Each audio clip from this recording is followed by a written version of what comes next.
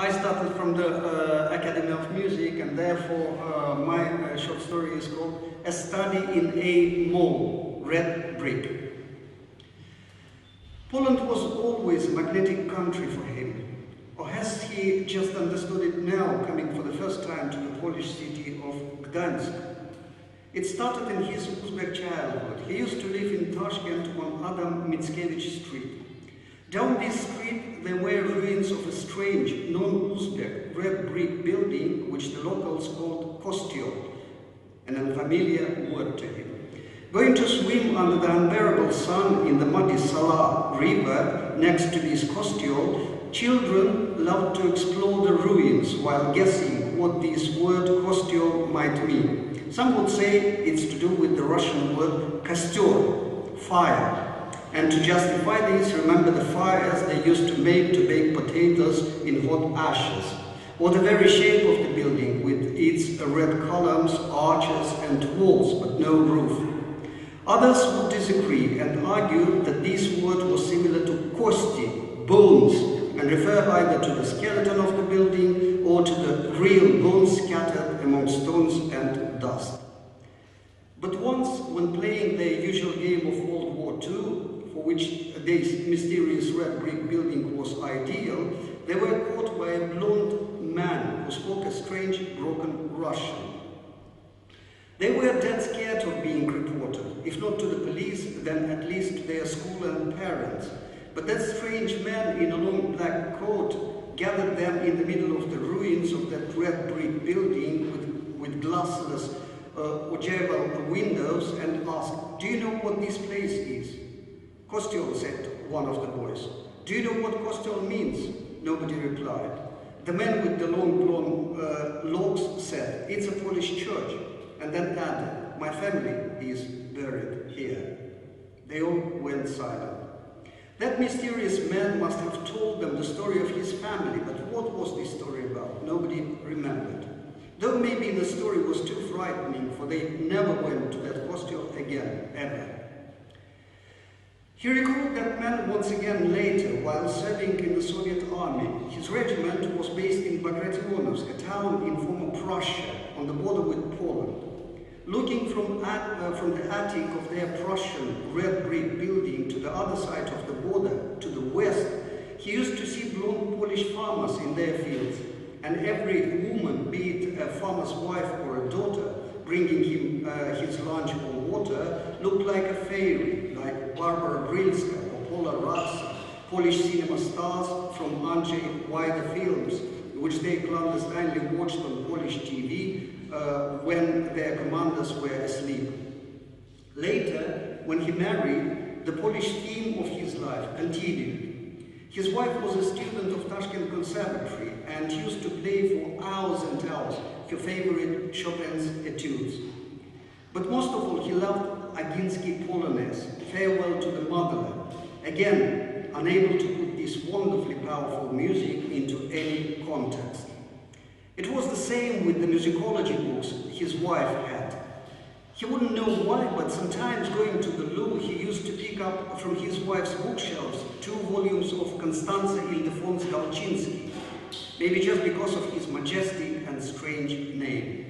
Once again, he doesn't remember what those 2 red brick volumes were about.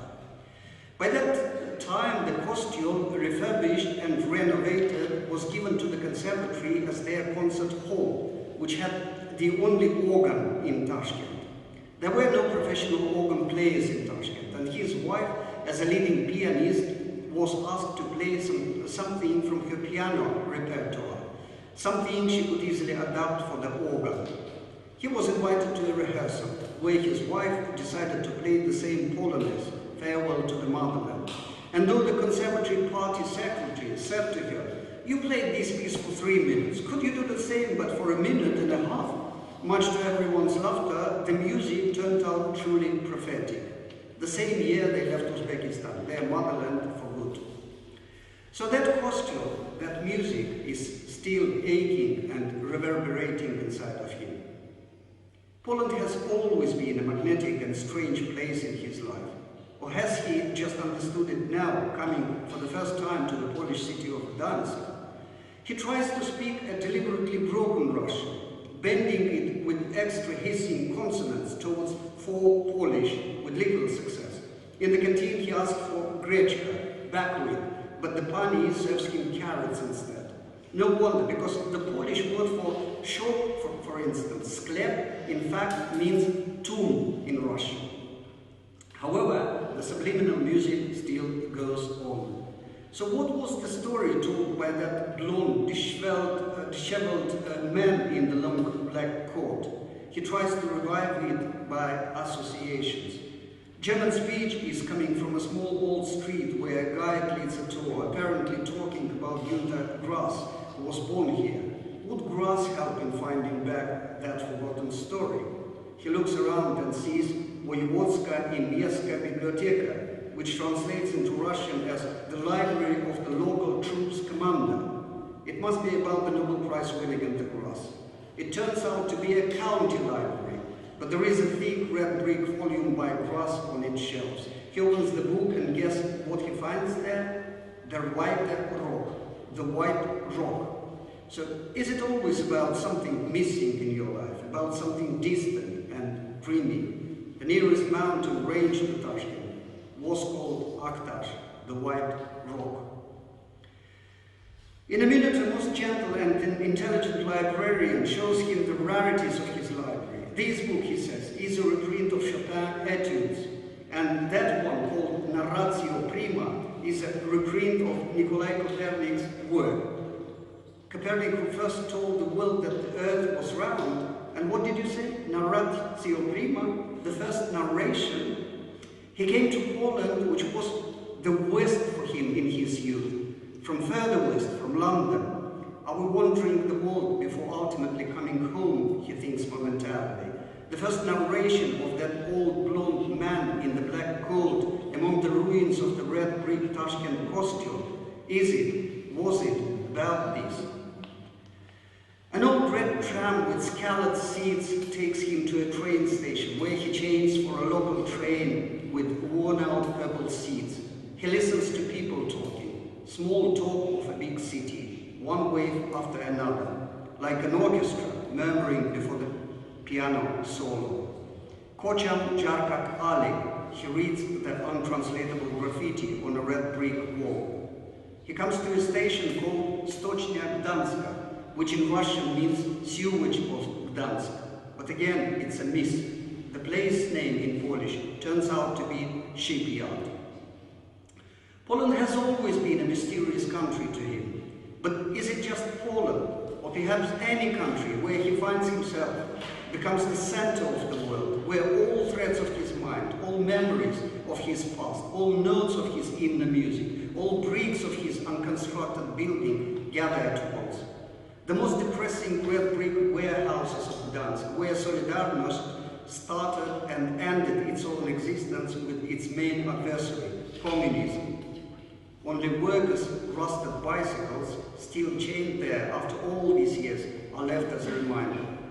Host an exhibition of modern art. One thing shown there is the process of making red bricks out of paper pulp. Aren't his vain reminiscences about the same red brick out of pulp? So what was the story of that old blonde Pole told them among the red brick and eternal dust of his roofless home? But does it even matter?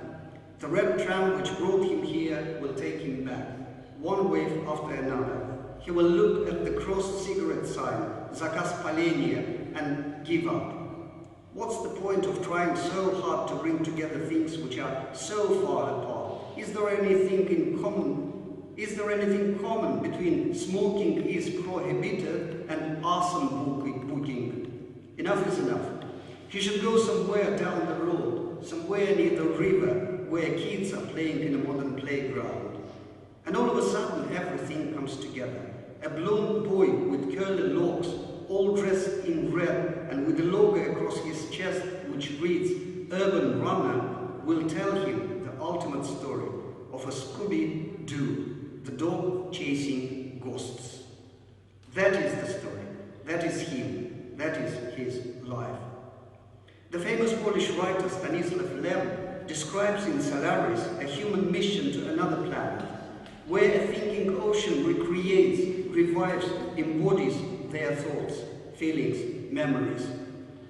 Until we're all islands in the same ocean, echoing each other with intangible sounds, indescribable memories, indiscriminate words, stepping stones of red brick.